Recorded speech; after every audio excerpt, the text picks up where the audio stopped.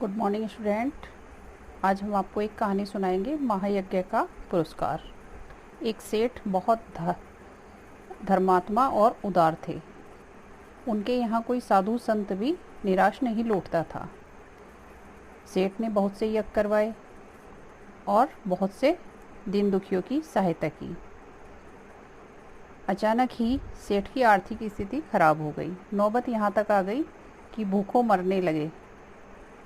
उन दिनों एक परंपरा का प्रचलन था कि जो यज्ञ होते थे उनका आदान प्रदान, खरीदना और बेचना हुआ करता था। एक दिन सेठानी ने कहा, तुम एक यज्ञ को बेच डालो। अपनी तंगी का विचार करके सेठ तैयार हो गए।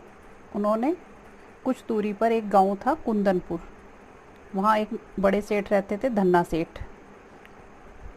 उनकी सेठानी को दैवी शक्ति प्राप्त थी, जिससे वह तीनों लोगों की बात जान लेती थी।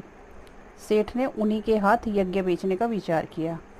सेठानी ने मोटी मोटी 4 रोटियां बनाकर पोटली में बांधकर सेठ को दे दी।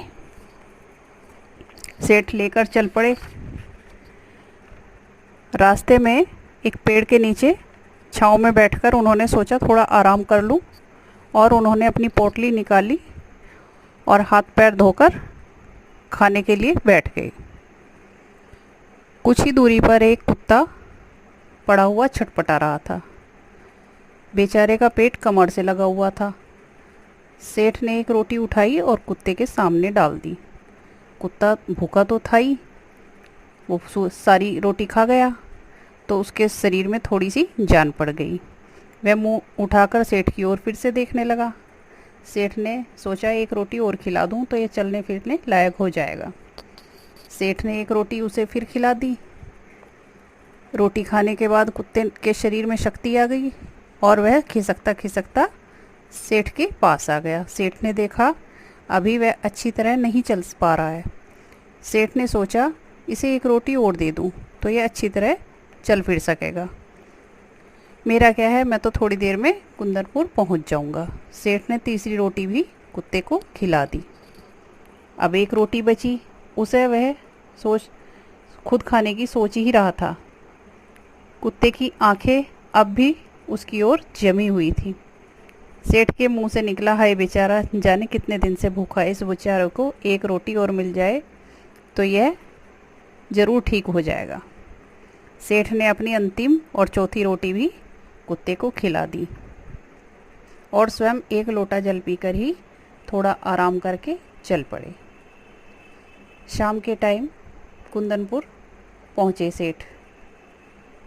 वहाँ उन्होंने सेठ का स्वागत किया और पूछा, कैसे आना हुआ। सेठ ने कहा, मैं बहुत परेशानी में हूँ और एक यज्ञ आपके हाथ बेचने आया हूँ।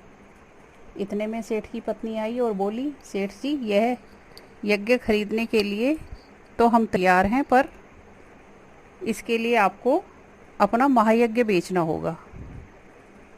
महायज्ञ? सेठ ने आश्चर्य से कहा। सेठानी ने समझाते हुए कहा, आज रास्ते में आपने जो 4 रोटियां भूखे कुत्ते को खिला दी, यह आपका महायज्ञ है।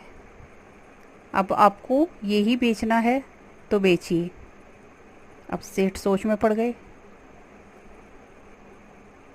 कि मैं ये कैसे दे सकता हूँ, ये तो यज्ञ है ही नहीं। और वे चुपचाप पोटली उठाई और वापस चल पड़े। अगले दिन शाम को सेठ अपने घर आ पहुँचे। सेठ को खाली हाथ वापस आया देख सेठानी बोली, क्यों धन्ना सेठ मिले नहीं? सेठ ने सारी कथा सुनाई। सेठानी सारी पीड़ा जानकर बहुत दुखी हुई। सेठ ने आपत्ति में भी अपना धर्म नहीं छोड़ा। जैसे तैसे वे अपने घर आकर बैठ गए। सेठानी ने सेठ को आवाज़ दी, देखो फर्श का एक चौका उखड़ गया है, इसे जमा दो।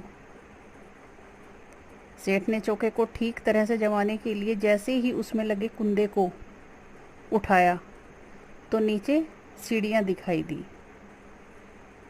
जैसे ही सेठ की नज़र उस तहखाने में गई तो पता चला वहाँ हीरे जवाहरात भरे थे। यह देखकर दोनों सन्न रह गए। कुछ देर बाद उनकी चेतना लौटी, वे होश में आए।